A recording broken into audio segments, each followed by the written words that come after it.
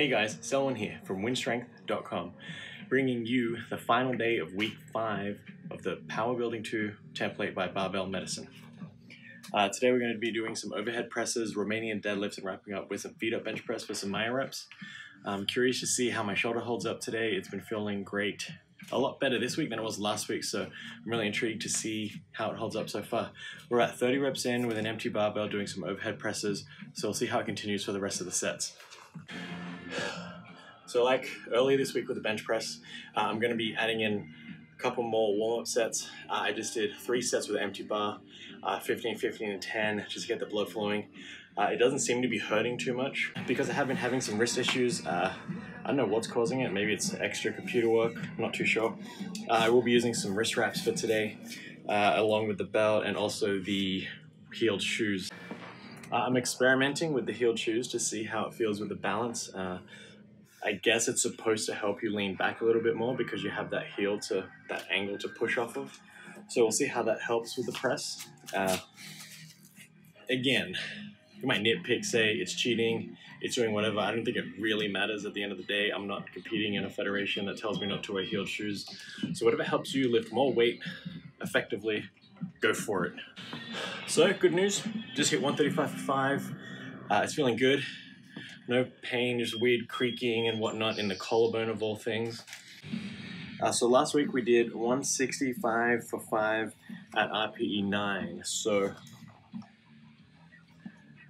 this week does call for another set of 5 at RPE 9. So doing pretty good with the overhead press.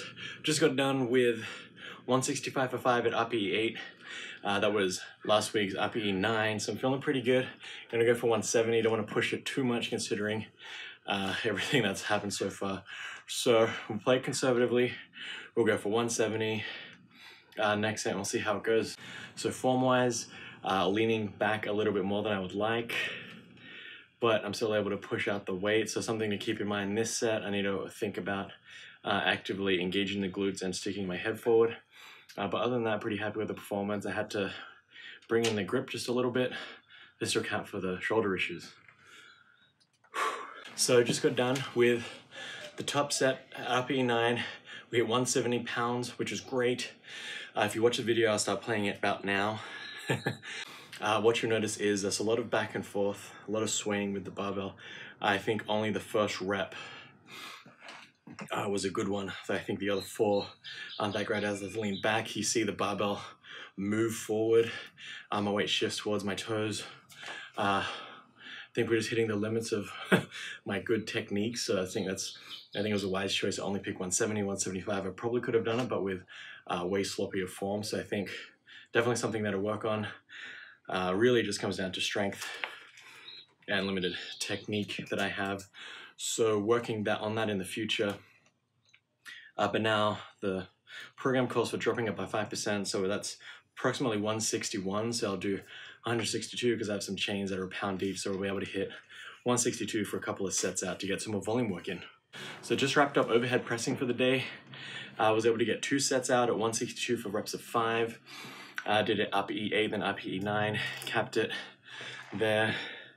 I probably could have gone more, but if you watch the video, my form starts to really break down.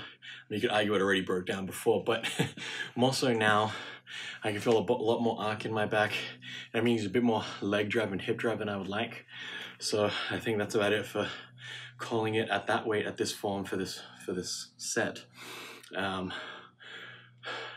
One of the great things with using RPE training is that it gives you a not only a subjective measure, we've talked about that before, but what I want to talk about today is that if I lift 200 pounds for 5 reps at RPE 8, even if I increase that weight to 210 the following week, it's the same number of reps of 5, but now that is at RPE 9 or RPE 10, one could make the argument, or one could ask the question, did I get stronger? Because now I'm actually putting in more effort than I did the week before. So if I can lift 200 for 5 at 8, but I can only lift 210 for 5 at RPE 10, I've increased my exertion level.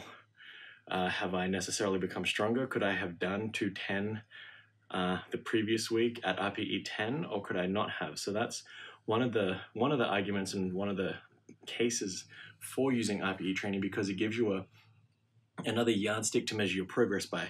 It's the same reason why we like to have form points in a lift, such as a squat. You want to break parallel each and every time, and you want to come up for a full extension. Forgetting about the case of like quad activation, competition lifts, this and that. One of the reasons for doing that is because it gives you an even yardstick to measure against.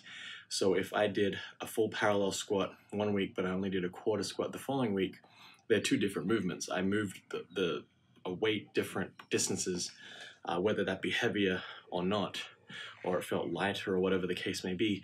I'm not measuring the same movement against itself.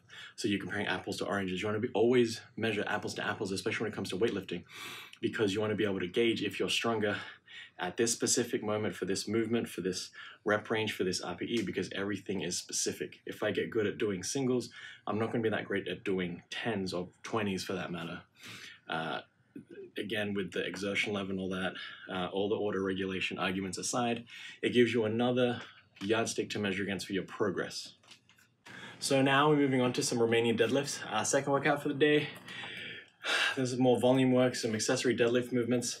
You notice on this program, you do about 2 squat movements, 2 deadlift movements, probably about 4 bench press movements, and like 2 overhead press movements.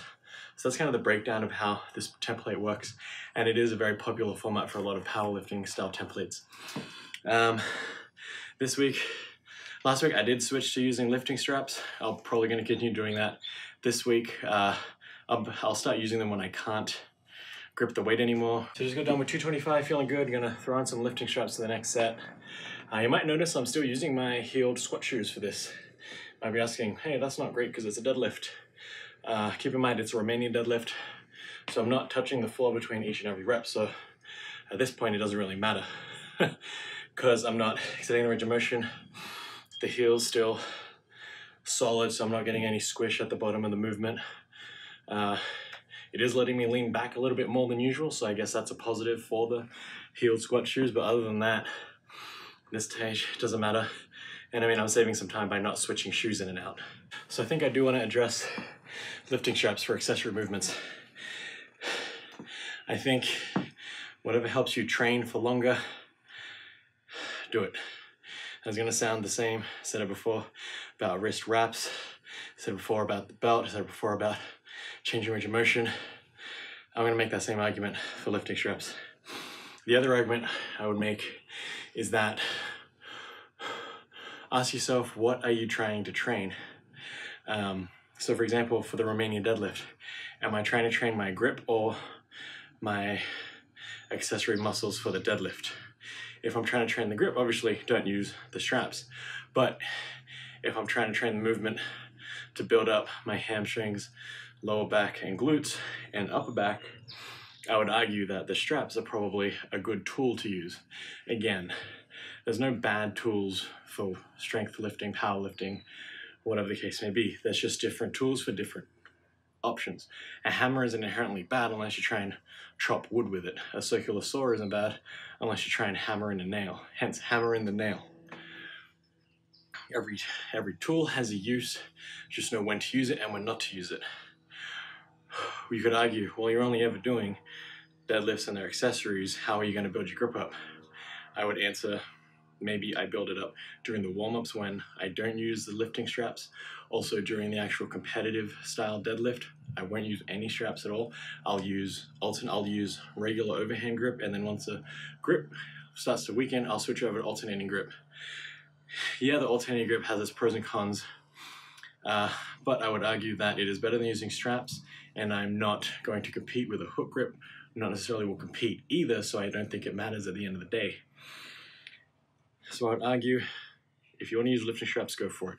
If you're using it all the time, maybe that's when I would address the issue. But if you're only using it for heavy sets or for limited exercises, then I don't think there's a big deal around using them. So just finished up with the feet up bench press for myo reps. I did bump up the weight this week to 155. No shoulder discomfort, just a little pec soreness and fatigue, I think, from not pushing the weights that much in the previous weeks. So I was only able to do 155, 10-pound increase from last week, but I did drop the weights a fair amount. So I only did 14 reps of the activation set and then 4, 4, 4, 4, 3. So a little less volume, but a bit more intensity. I'll see how that carries through over to next week when we start lifting heavy. This about wraps up the week 5. So it was the last day, last session. I think today's session went well, considering it was the overhead press. We did have some shoulder issues I was dealing with, some weaknesses. So I was able to pump out a little bit more weight this week, a couple more reps put in there, decrease in the shoulder pain and the discomfort. Actually not feeling anything too bad right now, which is a great sign. So again, I think just goes to show you that I don't think you should let pain debilitate what you want to do. Try and work through it, do the best you can to work through that pain. Like I did, I modified the weight and I modified the range of motion. I also modified technique slightly. In the previous weeks where it would hurt for me to push my head through the overhead press, I dropped the weight so that I could push it in front of my face and not feel any discomfort, as well as dropping the range of motion where it wasn't going all the way down where it caused some discomfort in the collarbone. I'll pop it to about here, then push up as far as it could without causing any discomfort. Again, your situation may vary. I'm not a medical professional by any stretch of the means. So take it for what it is, take it with a grain of salt, take it however you like. But I would say don't catastrophize an injury or pain that you experience, because it might not be as bad as you think it is, and you'll probably be able to work out despite of it or in spite of it. So that wraps up week 6, doing really well. Check out the blog. I'll do a full write-up there for the week's training progress. Thanks for tuning in. Let me know what you think about the new format where I'm commenting in between sets during the workout. Is it good? Is it bad? Am I out of breath too much? Do I need to work on my cardio? Don't answer that one. I'll leave the links below for WynnStrength.com. Also check out some apparel. Check out Barbell Medicine. They have a bunch of new digital templates available out. I've tried 3 of their old legacy templates, found some really great results with them. But again, you be your own judge. Decide what works for you. Decide what works best for your situation and your personal circumstances. Again, this has been Selwyn from WynnStrength.com, and always remember, a better life through strength.